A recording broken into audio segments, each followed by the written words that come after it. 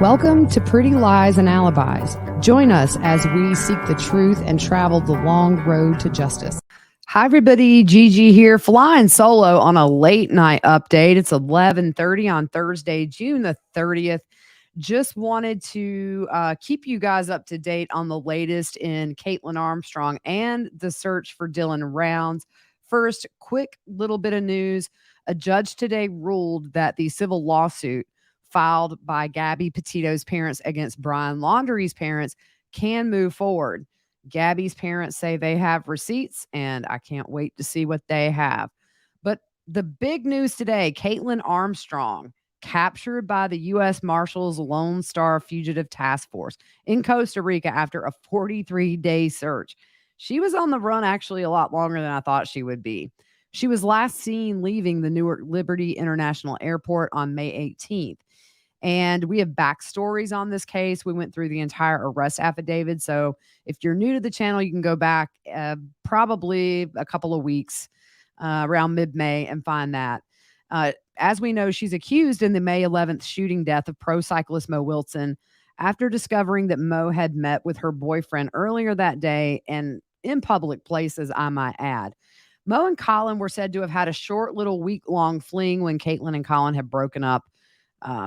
I think late last year. She was arrested Wednesday at a hostel on Santa Teresa Beach in Costa Rica. And what happened was, from what we understand, Kaitlin was stopped by agents assigned to the tourist police division, and she gave the cops a different name. So no record of her entry into the country came up with the name she gave, and they cross-referenced it with the country's immigration registry.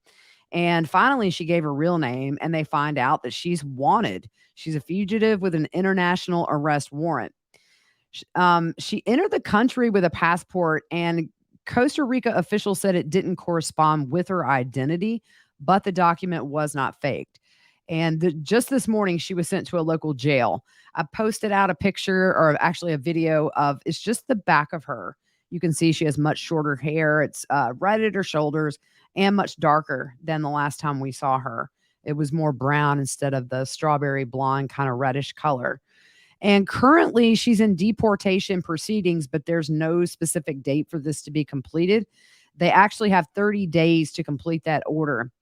So we know back before she left America on May 13th, which was 5 days before she fled the country, she sold that black Jeep Grand Cherokee that was seen on surveillance arriving at Mo's apartment shortly before the murder and then leaving right after the murder. And she sold that to a car dealership in Austin, Texas for $12,200. And she, like we said, she had cut and colored her hair. And also, they said she had a bandage on her nose with both of her eyes underneath bruised, which I find interesting because Costa Rica is kind of a hot spot now to go have plastic surgery and cosmetic dental surgery. So I can't wait to see an updated mugshot of her new face or whatever, just to see if she's done anything. And these hostels are really popular with independent solo travelers. It's a place to kind of stretch your money. They're very cheap for the most part. And it also helped her to meet new people who spoke English because she was not a Spanish speaker. And according to locals, she was frequenting yoga classes to further her teaching profession. If you remember, when they caught her on camera leaving the airport, she had her yoga mat strapped to her back. So it's going to be really interesting to see what happens with this. And so we'll keep you updated. Also, we've been following the disappearance of 19-year-old farmer Dillon Rounds out of Box Elder County, Utah. He was reported missing by his family on May 30th.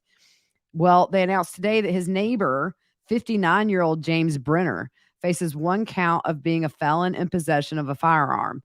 Dillon had told his grandmother he was going to put his grain truck in a shelter due to rain. And the shelter just happened to be on a parcel of land where James was squatting on. The arrest warrant says that Dillon and James were, quote, family friends.